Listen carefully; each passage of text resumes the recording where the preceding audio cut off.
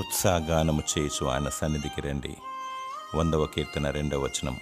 దేవుడొక్కడే పరిశుద్ధుడు, పూజారుడు, సమీపించరాని తేజస్సులు వసించువాడు. ఆయన సర్వంతర్యామి, సకల ఐశ్వర్యవంతుడు, ఆది సంభూతుడు, సృష్టికి కారణభూతుడు, రాజులకు రాజు, ప్రభువులకు ప్రభు, దేవాధిదేవుడు, ఆరాధనకు యోగ్యుడు. ఆయన విశ్వమంతట ఉంటాడు, మానవ హృదయంలోనూ నివాసముంటాడు. దేవుడు ఆత్మ గనుక ఆయనను ఆత్మతో సత్యంతో ఆరాధింపవలెను. మృతులు ఆయనను స్తుతించలేరు, సజీవులు మాత్రమే ఆయనను స్తుతించగలరు. చాలామంది ఆత్మీయంగా చచ్చిన వారుగా ఉన్నారు. జీవిస్తున్నామన్న పేరు మాత్రం ఉంది కానీ వారు మృతులే. ఎందుకనగా వారి క్రియలు చీకటి క్రియలు. వారు అపవాది సంబంధులు. వారు పెదవులతో స్తుతించువారు. వారి హృదయము దేవునికి దూరముగా ఉంది. పరిశుద్ధమైన ప్రవర్తనతో దేవుని సన్నిధిలో కనబడము. దేవుడు నిన్ను సజీవ లెక్కలో ఉంచినందుకు మరియు రక్షణను బట్టి, మేలులు ఈవులు దయచేస్తున్నందును బట్టి నీలో ఉన్న దేవుని సంతోషపరిచి ఆయన పరిశుద్ధ సన్నిధిలో ఆయనను ఆరాధించు.